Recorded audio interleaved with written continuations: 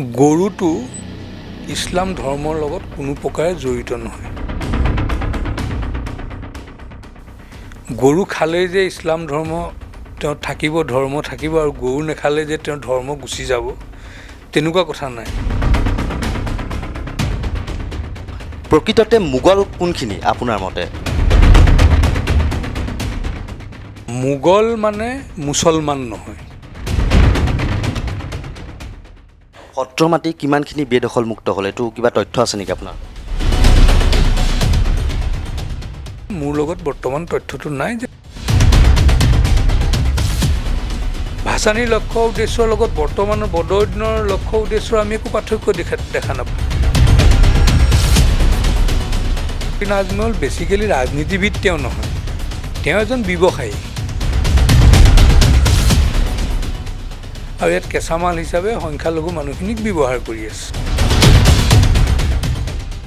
বিজেপিয়ে সংখ্যালঘুৰ মুখত সোণৰ চামুচেৰে মানে অমৃতো যদি পান কৰাব খোজে, সংখ্যালঘুৱে সেই অমৃতটো মানে মিঠা বিচাৰি নাপাব, তাতো তেওঁলোকে তিতাই পাব। সত্যৰঞ্জন বৰাই যি গোটেইখিনি কথা সত্যৰঞ্জন বৰাৰ অশুদ্ধ নহয়, কিন্তু সংখ্যালঘু মানুহবিলাকে এটা অজুহাত বিচাৰি ফুৰে বিজেপিক ভোট নিদিবৰ কাৰণে। নমস্কাৰ, নৰ্থ ইষ্ট নাওৰ বিশেষ সাক্ষাৎকাৰ অনুষ্ঠানলৈ মই কল্পজ্যোতি শইকীয়াই সকলোকে স্বাগতম জনাইছোঁ। আজি আমাৰ সৈতে উপস্থিত আছে বিজেপিৰ সংখ্যালঘু উন্নয়ন বৰ্ডৰ অধ্যক্ষ মুমিনুল আৱাল আমাৰ সৈতে উপস্থিত আছে। পোনপ্ৰথমে আপোনাক আমি এই অনুষ্ঠানলৈ স্বাগতম জনাইছোঁ। বিভিন্ন বিষয়ৰ ওপৰত আপোনাৰ লগত আমি কথা পাতিম। বিভিন্ন অভিযোগ উত্থাপন হৈ আছে ছ'চিয়েল মিডিয়াত, বিশেষকৈ বিভিন্ন কথা মানুহে কৈ আছে। প্ৰথমতে মই সুধিছোঁ, কালি যিটো বিহাৰৰ নিৰ্বাচন হ'ল, যি নিৰ্বাচনী ফলাফল প্ৰকাশ পালে, অসমৰ প্ৰেক্ষাপটত কিবা প্ৰভাৱ পৰিব নেকি, সেইটো কি ভাবে?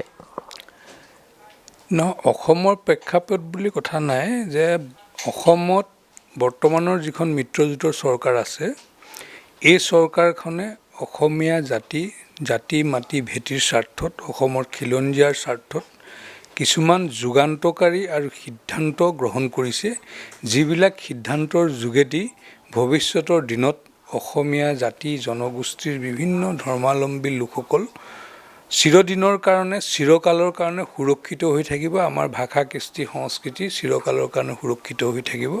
তেনেকুৱা বহুতো গুৰুত্বপূৰ্ণ সিদ্ধান্ত কিছুমান গ্ৰহণ কৰিছে।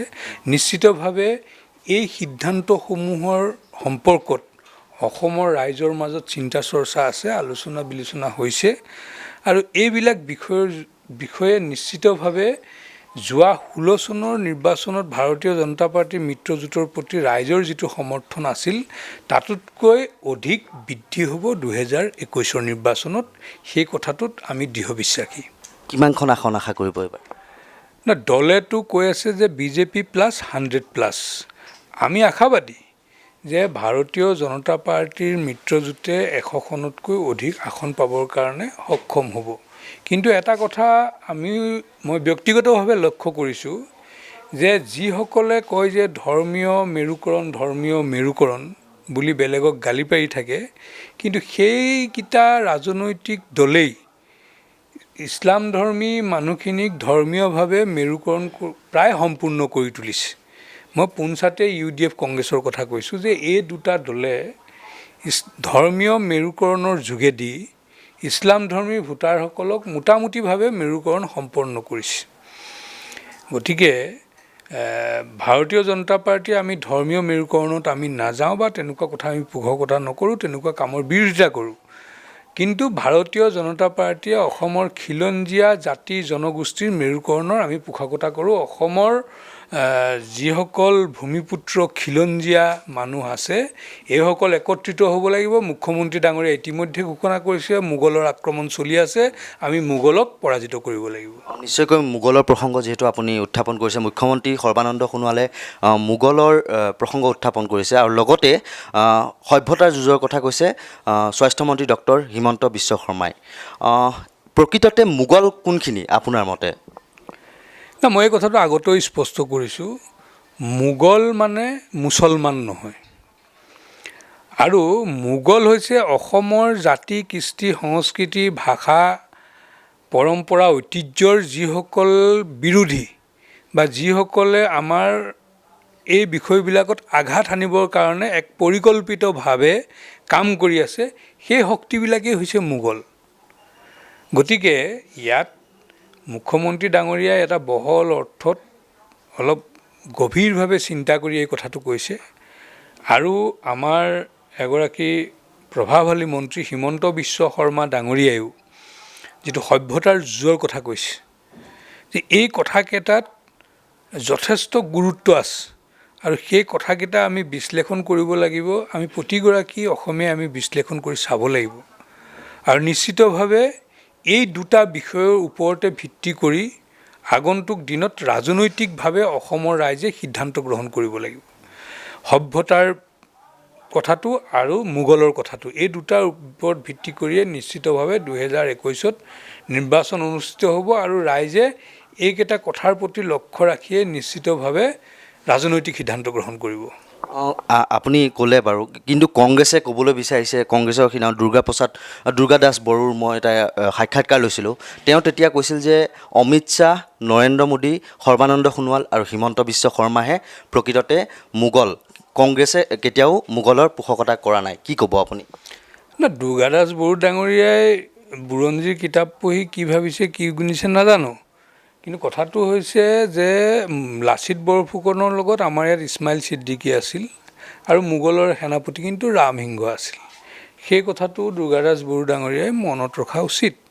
দ্বিতীয় কথাটো হৈছে যে যিখন চৰকাৰে অসমৰ সত্ৰসমূহ সুৰক্ষিত কৰিবৰ কাৰণে ব্যৱস্থা গ্ৰহণ কৰিছে, যিখন চৰকাৰে অসমৰ নামঘৰ, অসমৰ মঠ মন্দিৰ মছজিদ পুৰণা এইবিলাক সুৰক্ষা দিবৰ কাৰণে চিন্তা চৰ্চা কৰিছে, যিখন চৰকাৰে 70 বছৰে কংগ্ৰেছে প্ৰব্ৰজিত মানুহক আনি মানে সত্ৰৰ মাটিত পৰ্যন্ত সংস্থাপিত কৰিছিল, তাৰ বিপৰীতে এইখন চৰকাৰে সেই মানে অবৈধ দখলকাৰীসকলক উচ্ছেদ কৰাৰ লগতে 1 লাখৰো অধিক লোকক ইতিমধ্যে ভূমিপুত্ৰক মাটিৰ পট্টা দিছে আৰু 1 লাখক ডিচেম্বৰৰ ভিতৰত দিব, মুখ্যমন্ত্ৰী ডাঙৰীয়াই ঘোষণা কৰিছে।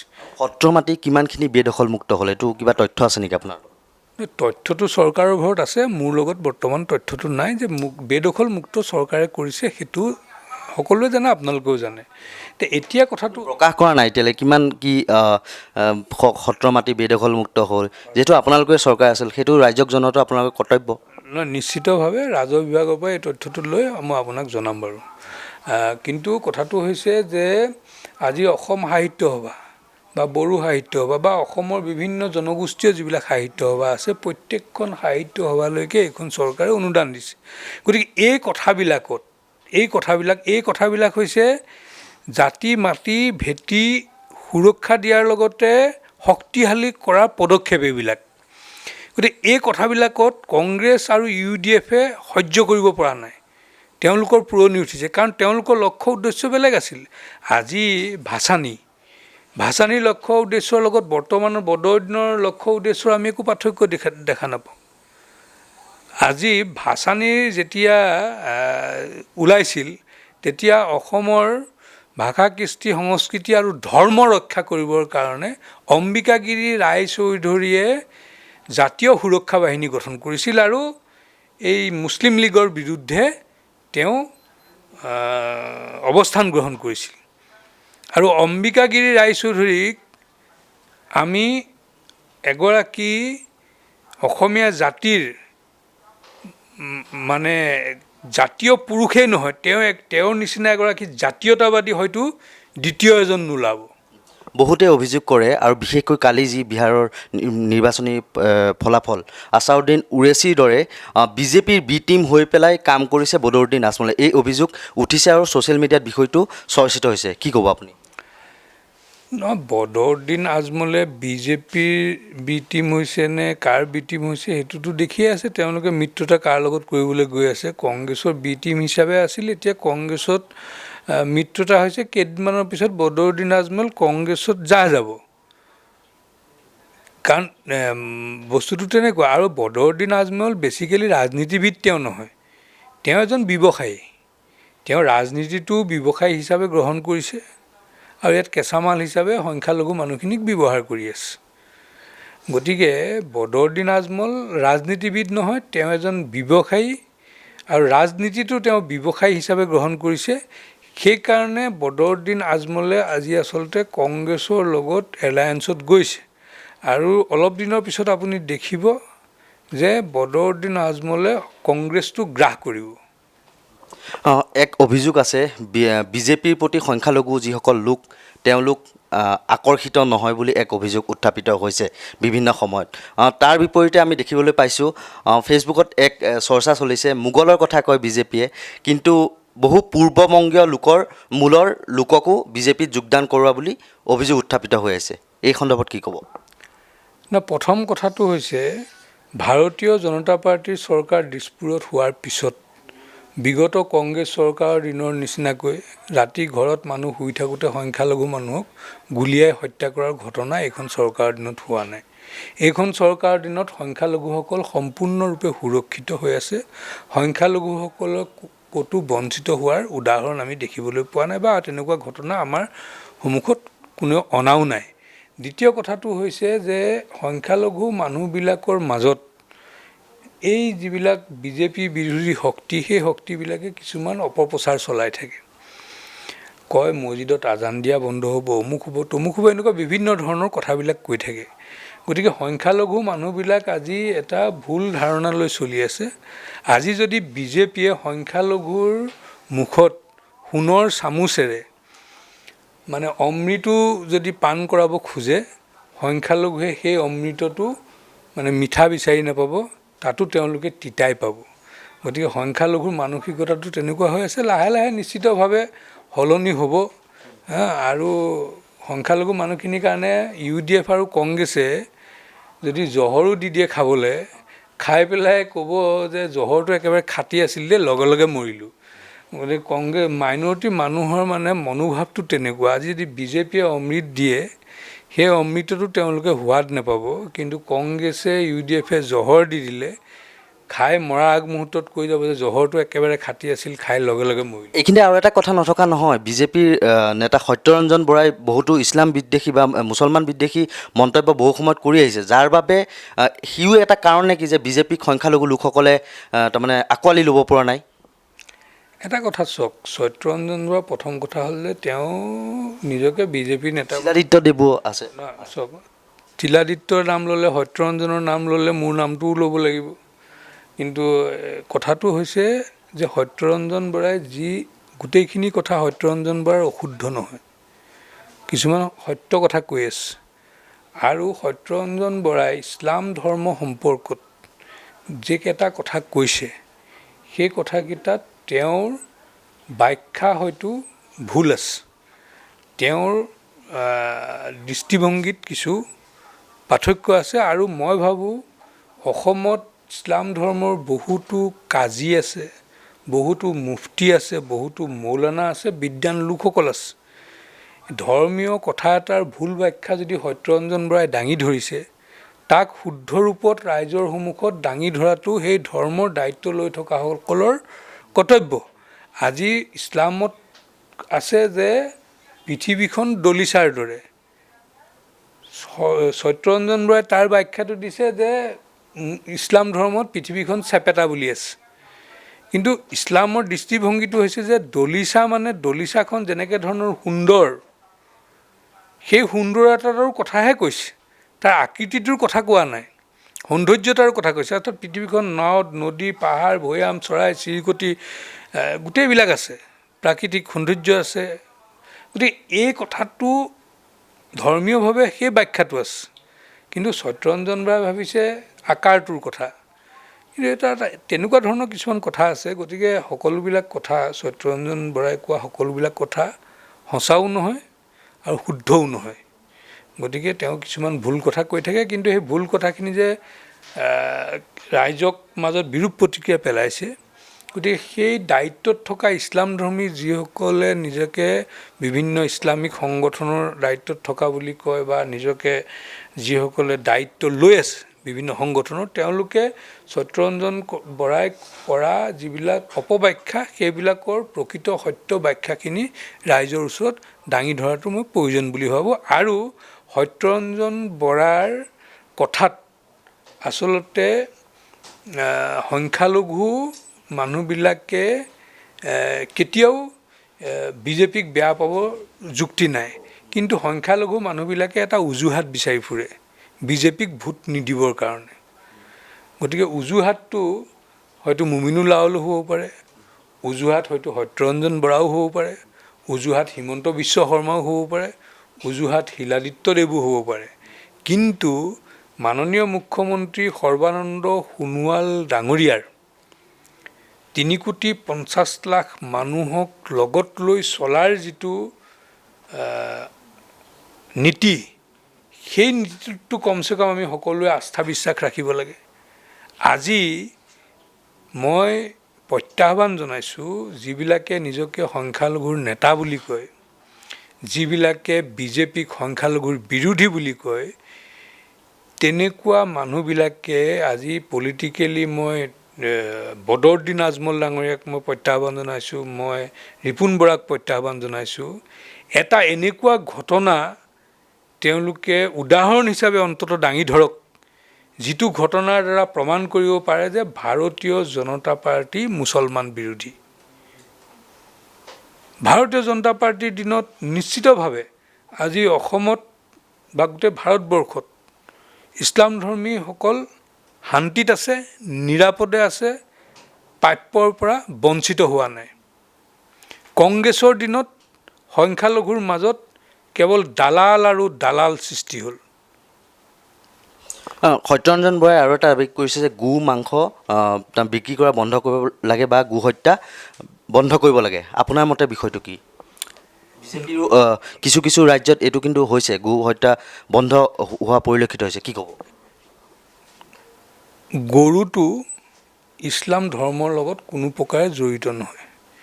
গৰু খালেই যে ইছলাম ধৰ্ম তেওঁ থাকিব, ধৰ্ম থাকিব, আৰু গৰু নাখালে যে তেওঁ ধৰ্ম গুচি যাব, তেনেকুৱা কথা নাই। আজি বহুত ইছলামিক দেশ আছে য'ত গৰু নাখায়, গৰু ভক্ষণ কৰা নহয়।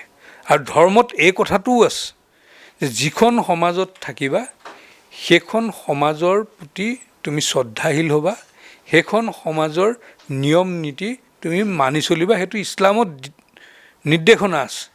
আজি সত্যৰঞ্জন বৰাই গৰু খোৱা বন্ধ কৰিবৰ কাৰণে আইন বনাবলৈ কওক বা কিবা কৰিবলৈ কওক, সেইটো তেওঁৰ সুকীয়া কথা।